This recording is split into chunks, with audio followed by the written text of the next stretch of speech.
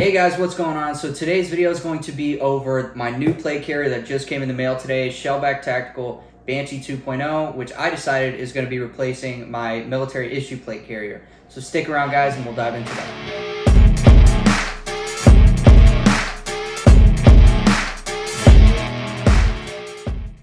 Alright guys, so let's jump right into the unboxing. So I did go ahead and already cut this open because I had to do a retake. So first things first, when we open this thing up, what we're greeted with is a Shellback sticker, which is pretty cool. I actually like my stickers. Shipping information, and then we have the carrier. So let's go ahead and take this thing out, set that box aside, and here is our first look at the carrier straight out the box. So we have a patch here, Shellback Tactical patch. That's always nice. I also like my patches. I'm gonna go ahead and take that off for now, set it aside. So let's actually remove this tag real quick.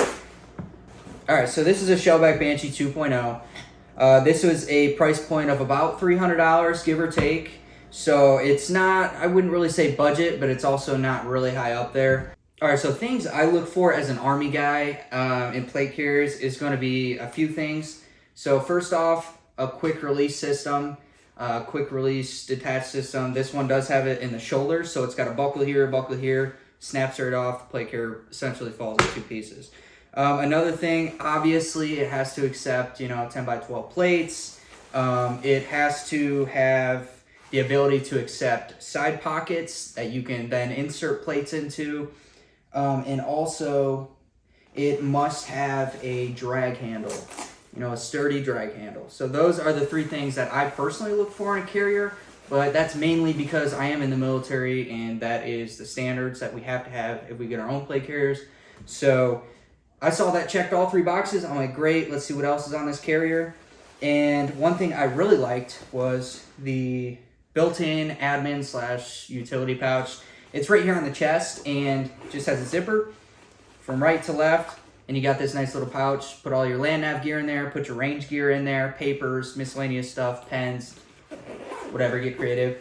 I think that's really nice because I'm always looking for more room and stuffing things in, mag pouches and stuff like that. No, I'd rather much have an admin pouch for that. And then also, what I really like about this compared to my Army plate carrier is it has the Velcro cummerbund, that just slaps across this way, slaps across the other way, and you can really cinch it down to your body. So it's the adjustability is there, and I absolutely love that about that. And I will show you guys I'll set this aside, and I will show you guys my Army carrier.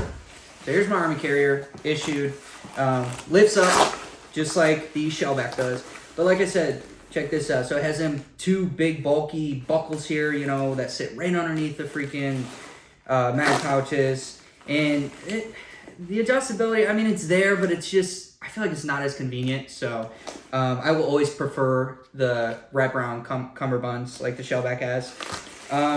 But I guess that does just come down to preference. I think it's a lot more comfortable. All right, so I'll set that aside, go back to the Shellback, talk a little bit more about this. Another key feature I absolutely love about this is the side cummerbunds are able to accept 1, 2, 3 magazines, and they do have the retention tabs here for those magazines, or they could just be additional admin pouches. And I do say that, and you're probably thinking, well, it's probably really bulky. It's actually really not. So if you plan on not carrying anything in here whatsoever, it's flat as can be. You could probably put like radios and stuff like that in here if you really need to. Or you can just leave it empty, which is probably what I'll do. But it is nice. So I like to carry just a triple M4 mag pouch on front, not the double stack. Reason being, it's just preference. However, if I ever do go to combat for whatever reason and they do require us to carry X amount of mags, I have that availability without switching out any of this stuff. So that's what I really like about this.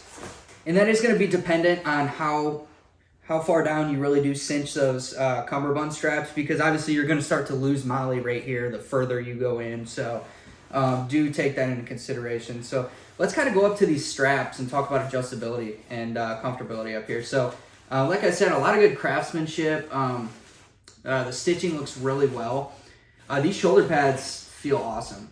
I can only imagine that these are going to do me some serious justice when I have to wear this, you know, at the range or whatever, all day. Let's go ahead and look at these straps a little bit more. So like I said, we do have the buckles in there for the quick release. You do have a little bit of laser cut, I guess laser cut molly if you want to call it. You can put some things in there too if you want. These do open up, and you can obviously adjust how high or low the body of the carrier sits on your torso. So I will have to adjust that, and it does appear, I did not know this, but it does appear that you can remove the shoulder straps. Cool. Okay, so I'm actually gonna put that back on so I don't lose it. All right, so let's go ahead and take a look at this drag handle I mentioned earlier. So it does look like it's pretty well stitched, and I can tell it's pretty firm. So God forbid I ever have to use this or anything like that, you know, it would more than likely support my weight at least. You know, 50 plus feet or so before maybe it starts giving me a problem, but I don't foresee this thing breaking.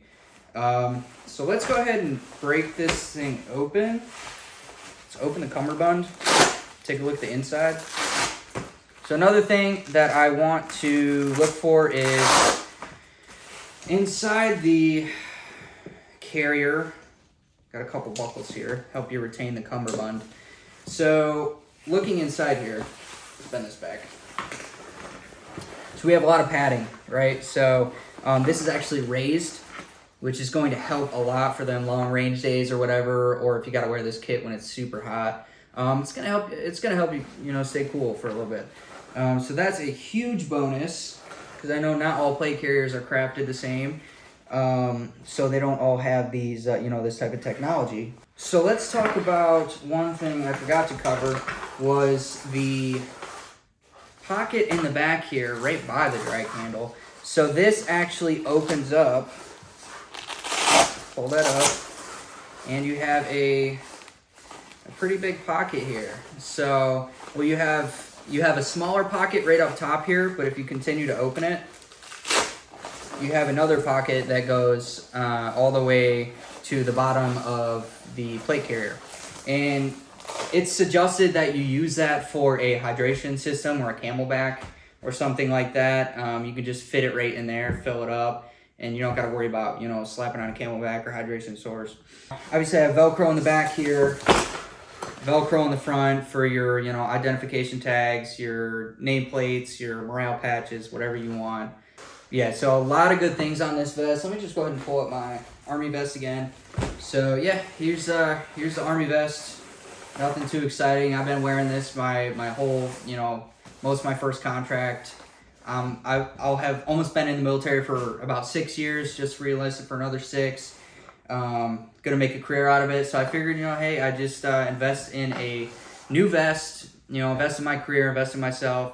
All right, guys, that's pretty much going to wrap it up. I just want to make a quick video for you unboxing this bad boy, showing you some features. I'm super excited to try it out. I will be making follow-up videos as I actually get some use out of this at the range and so forth. So yeah, that's pretty much it, guys. So if there's anything else you guys want to see, any questions, concerns, go ahead and leave them down in the comments. But other than that, I really do appreciate you guys watching, and I will catch you next time.